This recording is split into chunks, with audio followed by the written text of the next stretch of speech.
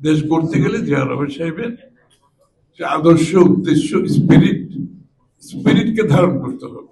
রাজনীতিকে গণতন্ত্র করছি না, অর্থনীতিকে গণতন্ত্রের কথা বলছে। নির্বাচনের পরে একটা মুক্ত পরিবেশে সাংবাদিকরা তাদের কাজ করতে পারবেন ইনশাআল্লাহ। যে আমাদের রাজনীতি কিন্তু কোনো পরিবর্তন হচ্ছে না, এখনো সম্বোধন, তারপরে জিন্দাবাদ জিন্দাবাদ জিন্দাবাদ। This is a bad culture. Rahman সাহেবের এই ভিশন আমরা কিন্তু ফিরিয়ে আনতে হবে। এগুলো এখন কিন্তু কারো সময় নাই, এখানে আপনি সম্বোধন করবেন, তবে জিন্দাবাদ জিন্দাবাদ বলবেন, এই সময় এখন কারো নাই, মানুষের এই ধৈর্য নেই। এই জন্য উনি বহুদিন আগে এই জিনিসগুলো বুঝতে পেরেছে। আমরা কিন্তু আজকে অনেকে বুঝতে পারতেছি না, এখনো বুঝতে পারতেছি।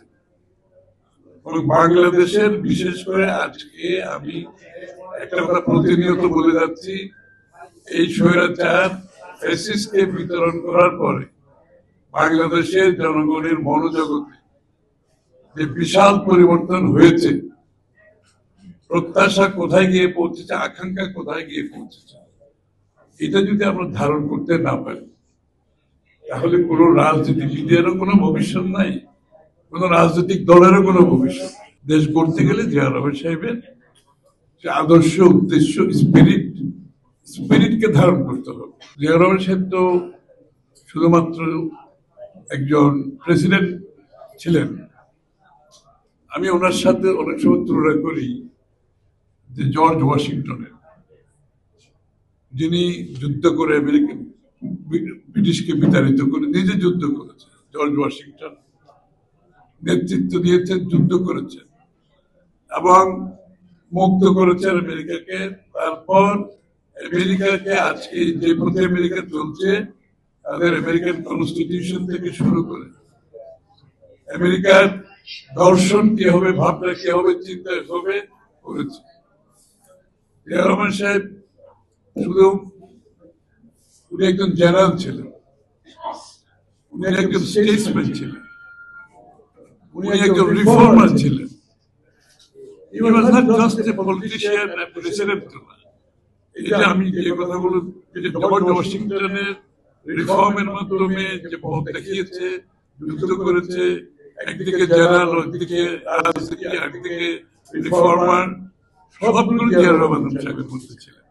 সুতরাং আমরা ওনাকে ওই বাংলাদেশের রাজনীতির মধ্যে না রেখে উনি আসলে গ্লোবালি কয়েকজনের মধ্যে, 2-4-5 জন নেতার মধ্যে উনি একজন অন্যতম।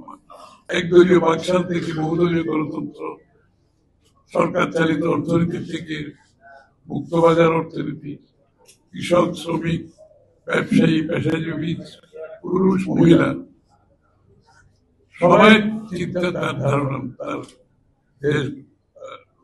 দেশ গঠনের মধ্যে ছিল। এবং ওইটাই হচ্ছে আমাদের আনন্দ আছে, যে ভিত্তির উপর জনগণের অংশগ্রহণ, যে একটা দেশের অর্থনীতিকে আমরা বলছি, আমরা রাজনীতিকে গণতন্ত্র করছি না, অর্থনীতিকে গণতন্ত্রের কথা বলছি।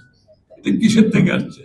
অর্থনীতিকে গণতন্ত্রের কথাটা আসছে জিয়া রহমান সাহেবের জনগণের অংশগ্রহণের মাধ্যমে একটা দেশের অর্থনীতি গঠন করে উনি চিন্তা করেছে।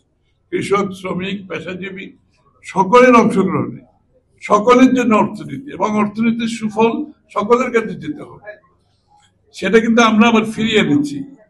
এবং আগামী বাংলাদেশের যদি শাসন ভার পায় বিএনপি, আমরা কিন্তু ঠিক ওই মডেলে আবার শাসন ব্যবস্থা প্রচলন করতে হবে এবং দেশকে এগিয়ে নিতে হবে।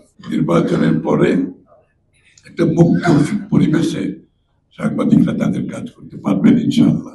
এটাই কিন্তু সরকারের সফলতা, এটাই কিন্তু একটা দলের সফলতা, যারা ক্রিটিসিজম গ্রহণ করতে পারে।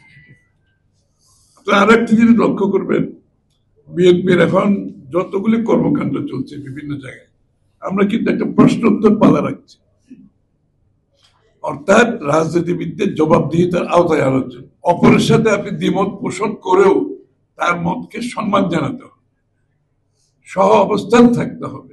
ভিন্ন মত থেকেও এই সংস্কৃতিটা আমরা আনতে না পারি, যেটা বিএনপি করতে চেষ্টা করছে, তাহলে কিন্তু শত সংস্কার করেও কোনো পরিবর্তন হবে না। আপনারা লক্ষ্য করেছেন নিশ্চয়ই বিএনপির বিরুদ্ধে যে অপপ্রচার চলছে, আমাদের নেতৃবৃন্দে যে অপপ্রচার চলছে, যে ধরনের ভাষা ব্যবহার করা হচ্ছে, বিএনপি কিন্তু প্রত্যুত্তরে সেই ভাষায় যাচ্ছে না। আপনারা খেয়াল করেছেন আগামী দিনের নির্বাচনের দিকে এগিয়ে যাচ্ছি আমরা। আপনারা লক্ষ্য করেছেন নির্বাচনকে বানচাল করার জন্য, বাধাগ্রস্ত করার জন্য, বিলম্বিত করার জন্য সকল ধরনের অপচেষ্টা চলছে। জনগণের কথাও বুঝবে না, জনগণের কাছে দায়বদ্ধ থাকবে না এবং জনগণের চাহিদাও মেটাতে পারবে না। এই জন্য এই নির্বাচনের গুরুত্ব অনেক বেশি।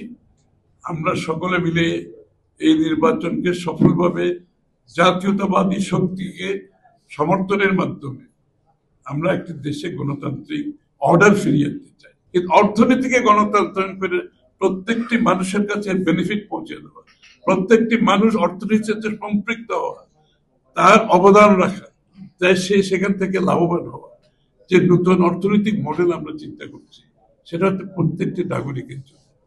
একটা পৃষ্ঠপোষকতার মাধ্যমে একটা গোষ্ঠী যেটা লুটপাট করেছে, পৃষ্ঠপোষকতা ছাড়াও যারা অর্গানাইজ গ্রুপ তারাও সুবিধা পেয়েছে, কিন্তু বাকি লোকগুলো তো আমাদের সত্যিকার অর্থে অর্থনীতি থেকে বাইরে রয়ে গেছে।